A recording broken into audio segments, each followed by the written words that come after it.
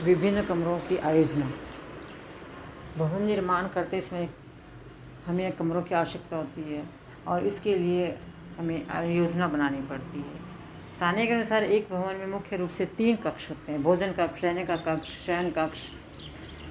इसके अलावा पालिका के अनुसार भवन में मुख्य रूप से 4 कक्ष होते हैं, 4 क्षेत्र होते हैं, और जैसे रहने के, सेवा के, शयन और अन्य कक्ष। सामान्यतः एक आवास में परिवार की आवश्यकताओं की पूर्ति के लिए, लक्ष्यों की प्राप्ति के लिए अलग अलग कमरों की आवश्यकता होती है। जैसे बैठक, तो अतिथियों के आवागमन के लिए, स्वागत के लिए, बैठक का विशेष अवसरों पर आयोजन करने के लिए आवश्यकता होती है। मतलब बैठक का अर्थ उस कमरे से है जहाँ परिवार के सभी सदस्य मिलकर के बैठकर और बातचीत करते हैं, गपशप करते हैं। फुर्सत के क्षणों में परिवार के सभी सदस्य इकट्ठे होते हैं, मनोरंजन करते हैं।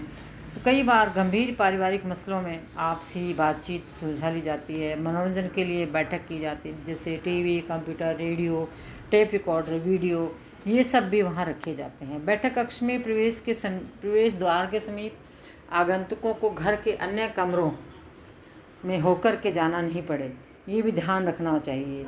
इसके अलावा बैठक जो है वो वर्गाकार नहीं होनी चाहिए, आयताकार होनी चाहिए। एक आकर्षक जो कमरा होता है उसमें सारी सुविधाएं भी होनी चाहिए, और ये देखना चाहिए कि दीवारों का रंग आकर्षक वो हल्का होना चाहिए, खिड़कियां बाहर की तरफ खुलनी चाहिए, प्रकाश होना चाहिए पर्याप्त मात्रा में। 15 से 20% क्षेत्र में खिड़कियों के लिए, दरवाज़ों के लिए जगह होनी चाहिए। एक दरवाज़ा अंदर अवश्य खुलना चाहिए घर के अंदर। कक्षों की गोपनीयता बनी रहनी चाहिए, ये भी हमें ध्यान रखना होगा। कमरे के आकार के अनुसार फर्नीचर होना चाहिए। जैसे बड़ा कमरा है तो उसमें फर्नीचर भी बड़े आकार का ले सकते हैं, और कमरे की एक दीवार लॉन की तरफ या घरेलू बागवानी की तरफ भी खुलनी चाहिए। कमरे शुद्ध वायु कमरों में आनी चाहिए। कमरे का फर्श साफ सुथरा चिकना होना चाहिए, टाइल्स होनी चाहिए, सुंदर देखने में सुंदर लगना चाहिए। कई लोग बैठक कक्ष के साथ अतिथि कक्ष भी बनवाते हैं। दीवान की भी व्यवस्था होनी चाहिए। स्नान गृह, शौचालय की व्यवस्था भी पास में होनी चाहिए। आवास छोटा होने पर भी बैठक का उपयोग अध्ययन कक्ष में किया जा सकता है। इसमें एक भाग में एक टेबल कुर्सी, टेबल लैंप, इन सब का प्रयोग किया जा सकता है। यदि घर बहुत छोटा है तो बरामदे या बाहर की ओर खुलने वाले किसी दूसरे कमरे की भी अतिथियों के स्वागत हेतु उनको उपयोग किया जा सकता है। भोजन कक्ष में वर्तमान में अब घर में ही ओपन किचन सिस्टम आ गया है। अधिकांश कमरों में बैठक कक्ष के साथ भोजन कक्ष की व्यवस्था होती है। जैसे छोटा पर्दा लगाकर, पार्टीशन लगा कर के व्यवस्था कर दी जाती है। कई लोग भोजन कक्ष के साथ ही डाइनिंग एरिया भी बना देते हैं। प्रायः 10 बाई 12 फीट का आकार भोजन कक्ष का रखा जाता है।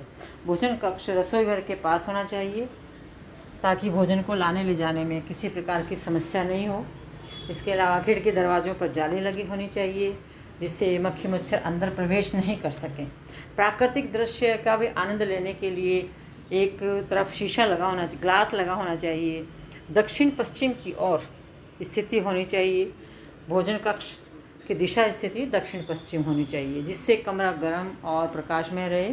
कक्ष में शीशे की अलमारियाँ, शोकेस और रेफ्रिजरेटर रखने की व्यवस्था होनी चाहिए। हाथ मुँह धोने के लिए बेसिन लगा सकते हैं। भोजन कक्ष का फर्श साफ सुथरा, चिकना, सुंदर, आकर्षक होना चाहिए। सुंदर, आकर्षक दर्शक अपनी ओर खींचें। साथ ही इसकी धुलाई सफाई आसानी से की जा सके, और टाइल्स, संगमरमर आदि से फर्श चिकने होने चाहिए। भंडार कक्ष, रसोई घर के समीप एक छोटा सा भंडार कक्ष भी होना चाहिए जिसमें अनाज, मसाले, छोटा मोटा सामान रख सकते हैं। 5 बाई 6 फीट का कम से कम होना चाहिए। 6 बाई 8 फीट का भी रख सकते हैं। और इसमें यदि बड़ा भंडार कक्ष, स्टोर रूम बड़ा है तो रजाइयाँ, गेहूँ, कंबल, दरिया, ये सब भी हम उसमें रख सकते हैं।